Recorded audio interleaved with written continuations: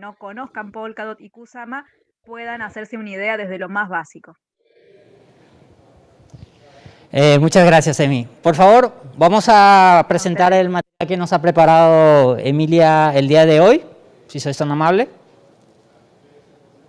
Hola a todos, ¿cómo están?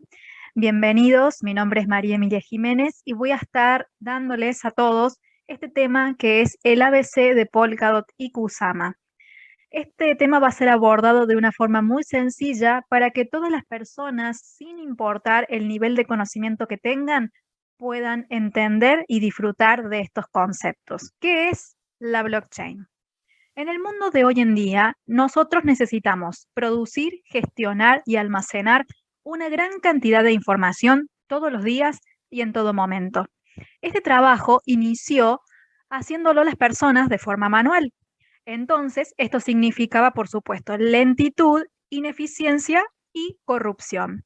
Porque cuando las personas tienen una gran cantidad de datos y que ellos mismos son los encargados de procesarlos, seguramente más de alguna persona se verá tentada a omitir o falsear alguno de los datos. Luego, esta tarea pasó a mano de los ordenadores, los cuales, por supuesto, son mucho más veloces y eficientes que los seres humanos, pero tienen una desventaja y es que son susceptibles al hackeo. Con la aparición de la tecnología blockchain, esta tarea pasa a manos de una tecnología que es incorruptible, que es mucho más eficaz, además, por supuesto, cada día es más veloz y además puede protegerse del hackeo gracias a su propia estructura.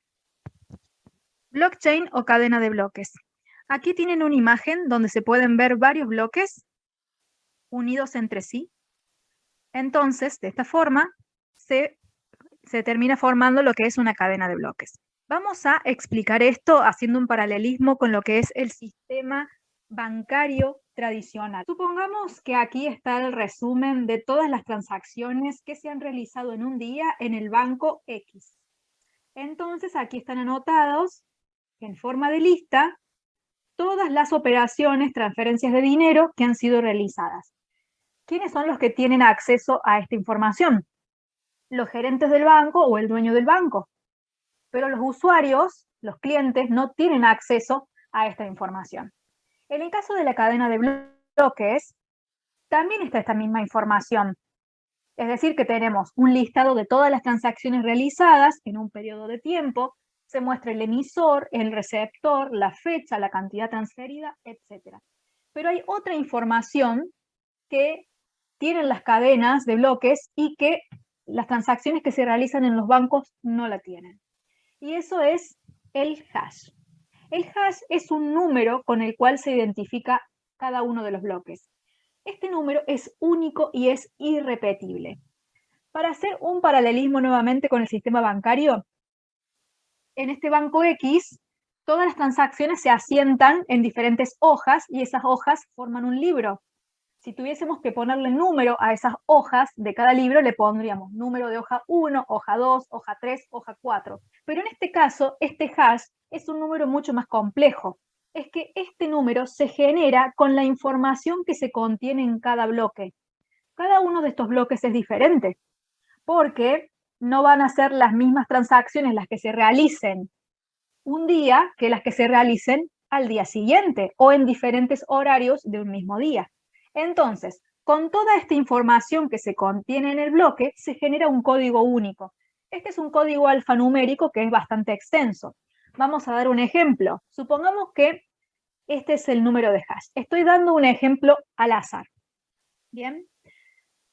¿Qué pasa entonces si alguna de estas transacciones que han sido hechas, realizadas dentro de un bloque, supongamos que nosotros quisiéramos alterar una de ellas?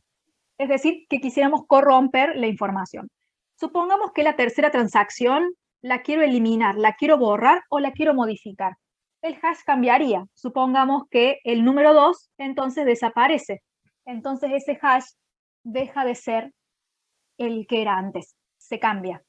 Y es que además el hash de la transacción no solo está formado por la información que está dentro del bloque, sino que también está formado por el hash del bloque anterior. Es decir, que el número de hash de este bloque está formado por el hash del bloque anterior. ¿Sí? Y cada bloque nuevo que se forme tendrá información del bloque anterior. Supongamos que el bloque que yo quise corromper es este, entonces el hash de este bloque y de este van a verse alterados. Entonces, de esta forma es que se forma la cadena de bloques, porque cada bloque está conectado con su bloque anterior y con su bloque siguiente. ¿Sí? Si yo quiero modificar un dato o un registro, altero toda la cadena y entonces la cadena queda invalidada. Otra de las características que otorga seguridad a la tecnología blockchain y hace que sea incorruptible es que cada usuario de esta cadena puede tener una copia completa de la blockchain. Habíamos dicho que en el registro bancario del banco X, el listado de las transacciones solo podía verlas el gerente, el dueño o algún encargado, ¿sí? Pero no sus usuarios. En el caso de la blockchain, todas las transacciones realizadas las puede ver cualquier usuario que quiera tener la copia. Todos podemos tenerla, ¿sí? Entonces, ¿esto qué quiere decir? Que muchas personas están controlando todo el tiempo el correcto funcionamiento. Si un usuario altera la información de la copia que tiene él mismo, la comunidad lo va a saber. Entonces, deja sin efecto esa copia que ha sido corrompida. ¿Qué significa esto? Que estas bases de datos no son centralizadas como las del banco. ¿Por qué? Porque solo el banco tiene esa base de datos. En este caso, en los datos de la blockchain, estas copias son distribuidas y cada usuario tiene la misma copia. Pero estas copias están conectadas. Es decir, que si yo modifico, altero o borro información de esta copia, todos los otros usuarios nos vamos a enterar. Sumado al tema del hash, que si yo borro o omito o hago cualquier alteración a un dato, se altera el hash y se altera la cadena de datos, ¿sí? La cadena de bloques. Entonces, son los mismos usuarios los que dan validez, los que dan seguridad y la certificación a la información que se contiene en una blockchain. No lo hace ni una institución ni un banco. Entonces, en definitiva, la blockchain es una gran base de datos que es descentralizada, donde todos están mirando y todos son testigos de cada dato nuevo que se va agregando al registro de esta cadena. Vamos a empezar con las blockchain de primera generación. Estas blockchains son utilizadas solo para transacciones o transferencias de valor, como por ejemplo los pagos. Por supuesto, de una forma segura, transparente y descentralizada. ¿Cuáles son las desventajas que tienen estas blockchain de primera generación? Es que son lentas. ¿Por qué? Porque solo pueden hacerse pocos movimientos por segundo, es decir, que no pueden escalar, terminan saturándose porque hay una cantidad de usuarios muy grande, entonces cada transacción se vuelve más costosa y lenta. Volvemos al ejemplo en el que tenemos un listado. En este bloque hay un listado de todas las transacciones, todos los pagos realizados dentro de este bloque. Así es como nosotros veríamos una blockchain de primera generación. Con respecto al tema de la lentitud, vamos a imaginarnos que tenemos una carretera acá, y esta carretera está completa de automóviles, llena de automóviles donde todos quieren ir hacia un mismo lugar. Son tantos los automóviles que la carretera se satura y se vuelve lenta. Así es como se vería una blockchain de primera generación saturada de tantas transacciones. Otra de las desventajas de las blockchain de primera generación son los hard fork, pero a este tema lo abordaremos más adelante. Vamos a ver ahora las blockchain de segunda generación. Estas blockchain han logrado incorporar muchos más usos y aplicaciones. Recordemos que las de primera generación solo están haciendo transferencias de dinero, de valor. Solo hacen pagos, ¿bien? Pero en este caso se implementan más tecnologías, como por ejemplo los contratos inteligentes. que son contratos entre dos o más partes, pero que se ejecutan de forma automática, sin necesidad de intermediarios, sin necesidad de que alguien esté fiscalizando ese contrato. Por ejemplo, si yo quiero hacer una venta de un inmueble, acá estoy yo, que soy la persona A, y quiero venderle un inmueble a la persona B, necesito de alguien del Estado o de una tercera persona que fiscalice esa operación, que dé fe de que la operación está siendo bien realizada. En este caso, los contratos inteligentes no necesitan de este mediador y ni siquiera necesito conocer a la persona B con quien estoy realizando esa operación. Es una evolución de los contratos, ¿sí? En estas blockchains no solo se transfiere valor, sino cualquier otro activo físico que pueda ser representado dentro de una blockchain, dando lugar a lo que sería una nueva economía digital. Entre los usos más conocidos que tenemos en estas blockchains de segunda generación, tenemos, por ejemplo, los préstamos, como pedir los prestados, pedir prestado dinero, o incluso prestar yo mismo dinero a cambio de intereses, compra y venta de diferentes bienes, transferencias de propiedades o finanzas más competitivas, etcétera, entre otras. ¿Cuáles son las desventajas de estas blockchains de segunda generación? También son lentas porque se pueden hacer pocas transacciones por segundo y también se sigue produciendo la misma saturación o cuellos de botella con respecto a las primeras. Pasa lo mismo y esto aumenta los costos también. ¿Cómo se vería una blockchain de segunda generación? Es igual a la primera, es decir, que hay una base de datos con todas las transacciones realizadas, pero estas transacciones no son solo de pagos, sino que hay transacciones de muchas otras cosas, como por ejemplo servicios financieros. Pero para que estos contratos se puedan ejecutar, necesitan aplicaciones. Aquí tendríamos entonces, dentro de la blockchain, las diferentes aplicaciones. Para que entiendan el tema de las aplicaciones, sería lo mismo que las que tenemos instaladas en nuestro teléfono móvil. Tenemos aplicación para mensajería, para email, para llamadas, para redes sociales, es decir, que en un dispositivo tenemos acceso a diferentes servicios a través de aplicaciones. Acá sería lo mismo, a través de una misma blockchain tenemos acceso a servicios de diferentes índoles, de diferentes géneros, ¿sí? Como los préstamos que decíamos recién, compra-venta, etc. Y también otra de las desventajas es el hard fork, pero como les mencioné, lo abordaremos más adelante a este tema. Vamos a ver ahora las blockchains de tercera generación. Estas van mucho más allá de los usos financieros y se enfocan también en temas como el gobierno, el arte, la identidad, la libertad económica, la vida inteligente, etc. Estas blockchains tratan de solucionar todos los inconvenientes de las que tienen las blockchains de generaciones anteriores. Por ejemplo, el tema de la escalabilidad, el tema de estos cuellos de botella, ¿sí? Las blockchains de tercera generación tienen una forma para lograr que las transacciones sean mucho más rápidas y por ende mucho más baratas. Eliminan este cuello de botella. ¿Cómo lo hacen? A través de la fracción, del fraccionamiento, ¿sí? En el ejemplo anterior de las blockchain de primera y segunda generación, teníamos una carretera llena de automóviles, todos yendo hacia una misma dirección. Con las blockchain de tercera generación se fragmenta esta misma carretera en varias carreteras que van todas hacia un mismo lugar. Es decir, que yo puedo elegir por cuál de ellas ir y voy mucho más rápido. Otro de los conceptos que incorporan, en este caso, las blockchain de tercera generación, es el concepto de la interoperabilidad.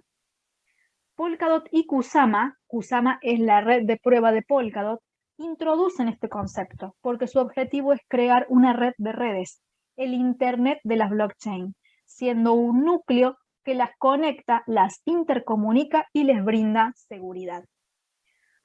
Vamos a recordar, las blockchain de primera generación se veían así, como un listado de todas las transferencias de dinero, porque solo sirven para procesar pagos, ¿sí?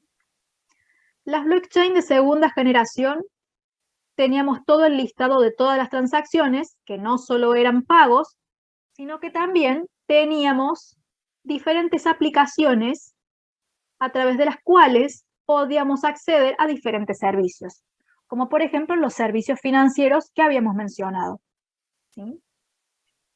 Ahora, una blockchain de tercera generación, en este caso Polkadot y Kusama, se ve de la siguiente manera. Acá tenemos este círculo que representa entonces la red de Polkadot y Kusama, y aquí se conectarían las blockchain de primera y de segunda generación. Todas se irían conectando a ella para poder ser interoperables, ¿sí? Entonces acá estarían todas las aplicaciones de cada una de estas blockchains, ¿sí?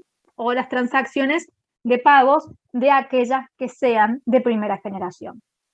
Una vez que estas blockchains se conectan a la blockchain de Polkadot, pueden interoperar entre ellas. Es decir, que esta blockchain A puede conectarse a esta B. Esta C puede comunicarse a esta D. Y así sucesivamente. Todas pueden conectarse entre ellas e interoperar juntas. Vamos a ver ahora cómo es el funcionamiento de Polkadot y Kusama. Acá tenemos una imagen, obviamente mucho más prolija que la que acabo de dibujarles, para poder explicar entonces cada una de las partes y componentes y ver más en profundidad su funcionamiento. Aquí en esta siguiente diapositiva lo que tenemos es la misma imagen que teníamos anteriormente, nada más que esta le hemos hecho una lupa para poder ver más en detalle cada uno de los componentes. Vamos a empezar entonces con esta de aquí, este componente que es la Relay Chain, que sería esta parte gris que tenemos acá, ese círculo que yo les había dibujado. La Relay Chain es la blockchain principal de Polkadot. Es decir, que esta se conecta a las distintas parachains. ¿Recuerdan que habíamos hablado cuando estábamos dibujando esa carretera que la teníamos fragmentada en diferentes carreteras distintas por donde los automóviles podían transitar con más facilidad? Esa fragmentación de carreteras sería la fragmentación de la blockchain. La principal es la Relay Chain. Esas paralelas, esos fragmentos serían las parachain, que ya las vamos a explicar a continuación. Entonces, la Relay Chain es la blockchain principal de Polkadot y a ella se conectan las parachains. Entonces, los intercambios se facilitan, también las transacciones de datos, de activos y demás. Entonces, en la Relay Chain radica la interoperabilidad entre las cadenas, ¿sí? Así como la seguridad y por lo tanto el consenso. El consenso de la red lo vamos a ver más adelante, ¿sí? Después entonces tenemos las parachains, que serían estas de acá. Estas parachains son blockchain más sencillas, ¿sí?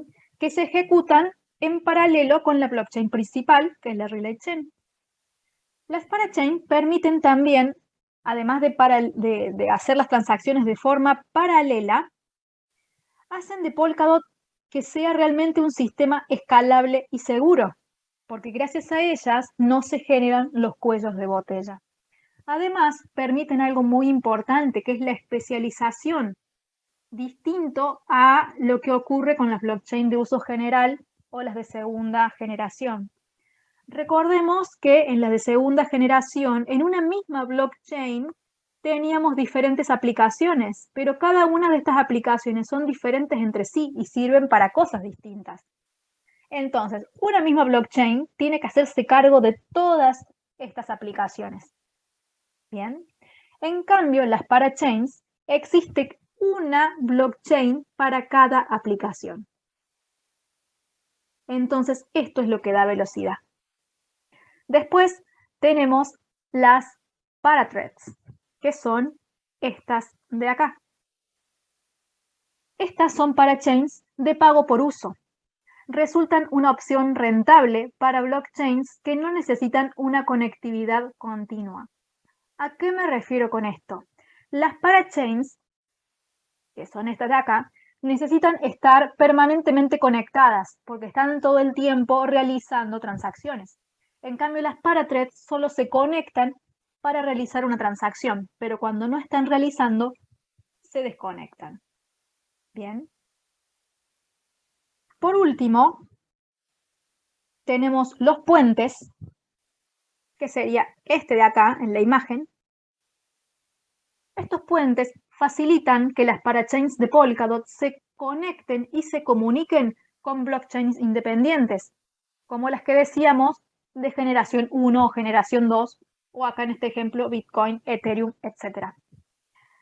Este es en realidad un avance muy importante en el mundo cripto, bien, porque hasta ahora las blockchains no podían comunicarse entre ellas, ¿sí? Entonces, Polkadot resuelve este problema facilitando todo tipo de intercambios. Y este entonces es el concepto de interoperabilidad, ¿sí? Entonces, mediante estos puentes, las blockchains estas, que pueden ser de primera o de segunda generación, logran conectarse con la Relay Chain y poder interoperar entre ellas. Y este es el concepto de el Internet de las blockchains. Al inicio, antes de que existiera el Internet, supongamos que había tres empresas, la empresa A, la empresa B y la empresa C. Cada una de estas empresas tenía 5 empleados. Y cada uno de estos empleados tenía una computadora para cada uno, ¿sí? Había 5 computadoras en cada empresa. Las computadoras de la empresa A podían comunicarse entre sí, pero las computadoras de la empresa A no podían comunicarse con las computadoras de la empresa B. Eran islas. Cada empresa era una isla. No se podía comunicar con la empresa que tenía al lado o al frente. Con la aparición del Internet, todas las computadoras del mundo que acceden a Internet pueden comunicarse entre ellas. En el caso de las blockchains de generación 1 y de generación 2 son islas. No pueden comunicarse entre sí. Pero una vez que se conectan a Polkadot a través de los puentes, pueden hacerlo. Por último, el último tema que vamos a desarrollar es el de la gobernanza y el consenso. Dado que, como hemos mencionado, las blockchains son sistemas descentralizados y que funcionan gracias a la supervisión de sus propios usuarios, entonces es necesario que haya un sistema para poder ponerse de acuerdo con respecto a los avances y a las actualizaciones que la red necesite. En el caso de las blockchains de primera y de segunda generación, mencionamos que una de las desventajas era el hard fork. Ahora explicaremos qué es esto. Este hard fork se da cuando los usuarios no se ponen de acuerdo en las actualizaciones que necesitan la red.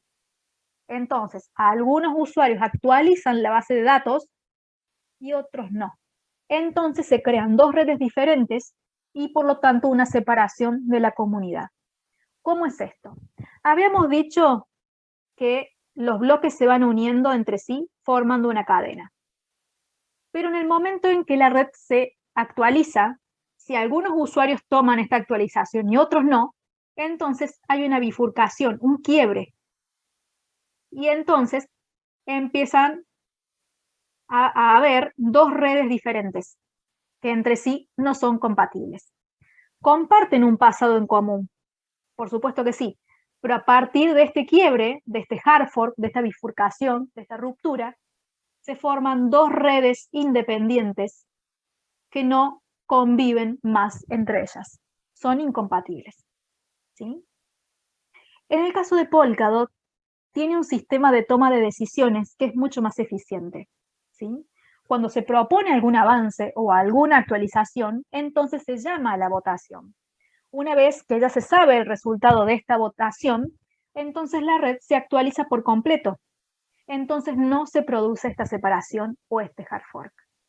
Y por supuesto esto le brinda eficiencia, porque las blockchains son un software en definitiva, y todo software necesita ser permanentemente actualizado. Entonces, si cada vez que tengamos una actualización vamos a romper la red en dos, se le quita la eficiencia y se pierde a miembros de la comunidad debido a estas actualizaciones que no son aceptadas.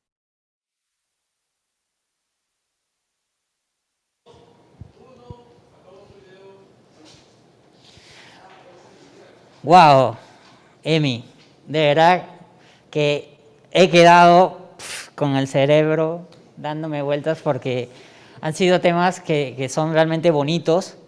Creo que hay que ser sinceros, ¿no? Hay que investigar un poco para poder comprenderlo, pero yo creo que con eso, con este material que tú nos has compartido, está ideal. Te voy a compartir, quiero hacerte algunas preguntas que nos han llegado de la parte del público, y hay una que dice, a ver si nos puedes apoyar, ¿qué es una paraframe? Ahí te escuchamos. Bien, en realidad las cumplen la misma función que las parachains, también son especializadas, pero la principal diferencia, como decía en el video, es que se conectan a la Relay Chain específicamente para hacer las transacciones que necesiten en un momento determinado. Es decir, que no están permanentemente conectadas, pero cumplen la misma función de dar esa fragmentación en la red para que las operaciones sean más rápidas y más eficientes. Tienen un uso puntual en momentos específicos. Muchas gracias, Emi. Mira, una de las cosas que me gustaría aclarar es que el tema de blockchain ya tiene un buen tiempo en el ecosistema, ¿no? Y han venido muchas soluciones que dicen, nosotros vamos a hacer la evolución. Pero solamente se queda así, como en textos, o solo en palabras. Yo creo que tú me des tu perspectiva o tu opinión personal, si realmente crees que Polkadot puede ayudar a la evolución de la blockchain como tecnología. Yo creo que sí, y lo que me gusta también de Polkadot es que no están con la idea de ser, de matar otra blockchain, como muchos dicen. Yo creo que no ha venido a matar a ninguna blockchain, sino a aprender a convivir entre todas y formar un Internet único. Viene a consolidar las redes, viene a generar una comunicación real. Y es por eso que me gusta, porque no nació para matar a otras, sino para formar algo mucho más fuerte. Así que si van por ese camino, yo creo que lo van a poder lograr bastante bien.